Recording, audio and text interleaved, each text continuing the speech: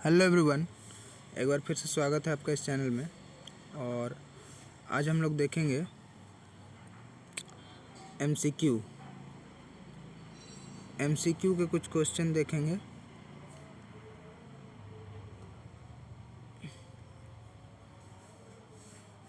जो कि आपके जेएसएससी सीजीएल ठीक है, 68 बीपीएससी और रेलवे में आ रहे हैं बहुत जल्दी वैकेंसी। रेलवे पे 1,52,000 वैकेंसी आने वाला है, तो वहाँ पे भी ये काम आ जाएगा। ठीक है, तो हम देखते हैं। लेकिन उससे पहले मैंने कहा था कि एक टॉपिक मैं पढ़ा दूंगा पिछला वाला वीडियो में। वो था कुछ एक टॉपिक है, उस टॉपिक को पहले कर लेते हैं, उसके बाद ही हम इस एमसीक्यू को स्टार्ट करेंगे, तभी जाकर आपको समझ में आएगा। तो सबसे पहले उस टॉपिक का नाम है आपका समस्थानिक, संभारिक और समन्यूट्रॉनिक। ठीक है, समस्थानिक, संभारिक और समन्यूट्रॉनिक। यहाँ पर कुछ खाली जगह इस जगह मैं बता देता हूँ। ठीक है, देखिए आपका सबसे पहला जो टॉपिक है वो है समस्थानिक। ठीक है, क्या है? समस्थानिक का मतलब होता है आइसोटॉप्स।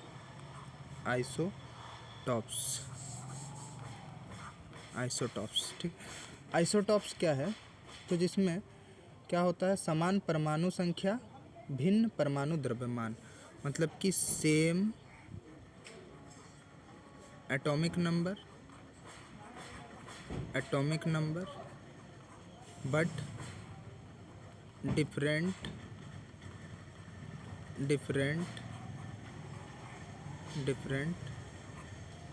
Mass number. याद रहेगा, आपका सेम एटॉमिक नंबर होगा और मास नंबर क्या होगा? आपका मास नंबर अलग होगा। ठीक है, उसे हम क्या कहेंगे? उसे हम कहेंगे आइसोटॉप्स। ठीक है, याद रहेगा। यहाँ पे मैं लिख दे रहा हूँ समान परमाणु संख्या, परमाणु क्रमांक जो बोलिए आप। ठीक है, परमाणु संख्या। ठीक है, तथा अलग मतलब भिन्न द्रव्यमान संख्या। भिन्न क्या? द्रव्यमान संख्या, जिसे हम क्या कहते हैं? आइसोटॉप्स। ठीक है, आइसोटॉप्स कहते हैं। ठीक है, यहाँ तक क्लियर हो गया है। ये है समस्थानिक। इसके एग्जाम्पल हम देख लेते हैं इसके। तो कुछ एग्जाम्पल में हम देख सकते हैं, जैसे कि हाइड्रोजन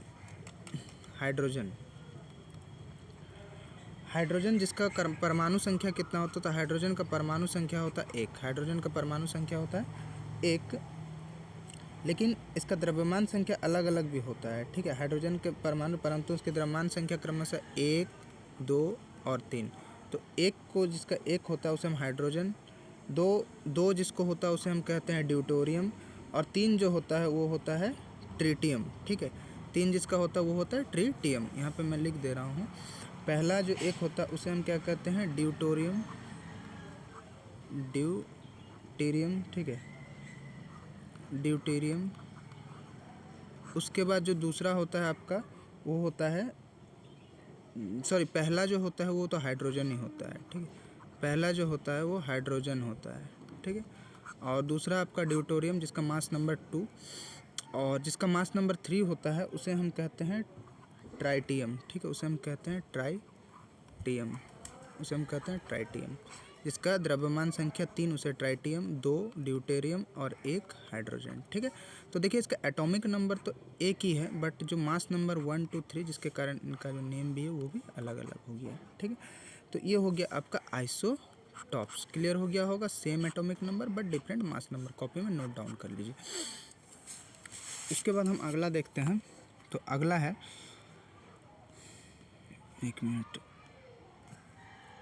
अगला आपका जो टॉपिक है उस टॉपिक पे बात करते हैं। वो है समभारिक। There means isobars. समभारिक। ठीक है, समभारिक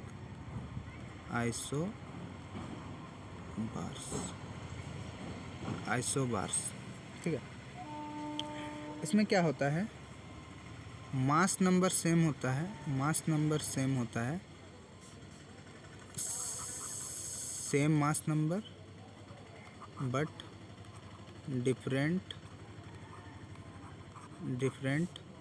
इन एटॉमिक नंबर। ठीक है, आपका मास नंबर सेम मिलेगा, मतलब कि द्रव्यमान संख्या समान होगी परमाणुओं की, द्रव्यमान संख्या क्या होगी, समान होगी, संख्या समान, लेकिन जो परमाणु संख्या है, परमाणु संख्या जो है वो क्या होगा, वो अलग होगा।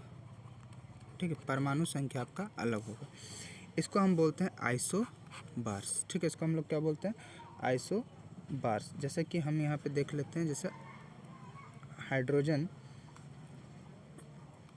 देखिए यहाँ पे एक, यहाँ पे हीलियम 2। ठीक है, इसका भी द्रव्यमान संख्या 3 और इसका भी द्रव्यमान संख्या 3, तो ये एक दोनों, ये क्या है, आइसोबार्स है। इसका देखिए एक क्या है, इसका जब भी कोई एलिमेंट को हम लिखते हैं ना, मान लीजिए कोई एलिमेंट है,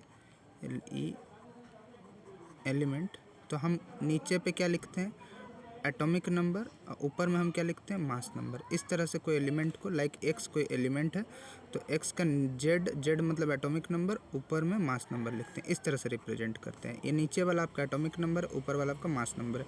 तो देखिए यहाँ इसका मास नंबर भी 3, इसका मास नंबर भी 3, और इसका एटॉमिक नंबर 1 और इसका भी इसका एटॉमिक नंबर 2। तो इनका परमाणु संख्या अलग अलग है बट मास नंबर 1 है, उसे हम क्या कहते हैं, समभारिक आइसोबार्स। अब अगला जो टॉपिक है उस टॉपिक पर बात करते हैं। अगला टॉपिक है आपका आइसोटोन्स। ठीक है, सम न्यूट्रॉनिक। ठीक है, सम न्यूट्रॉनिक। ठीक है, सम न्यूट्रॉनिक आइसोटोन्स। ठीक है, 9 क्लास का चीज़ है, बेसिक से चीज़ है। ठीक है,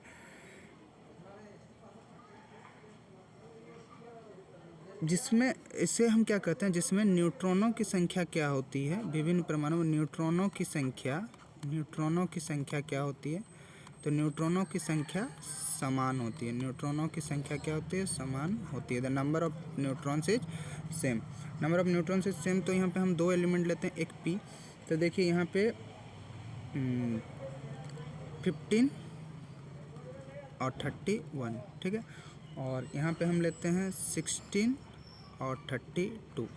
तो हम जानते हैं mass number is equal to क्या होता है, प्रोटॉन प्लस न्यूट्रॉन। ठीक है, तो इस जो पहला एलिमेंट का मास नंबर है वो है आपका 31, प्रोटॉन है आपका 15। ठीक है, क्योंकि जितना आप ये क्या है, ये आपका एटॉमिक नंबर है, तो एटॉमिक नंबर जितना होता है उतना ही आपका क्या होता है, जितना एटॉमिक नंबर होगा उतना ही आपका क्या होगा, उतना ही आपका नंबर ऑफ प्रोटॉन्स होगा प्लस न्यूट्रॉन। तो n यहाँ से निकालना चाहेंगे तो 31 माइनस 15 मतलब कि आपका हो जाएगा न्यूट्रॉन 16।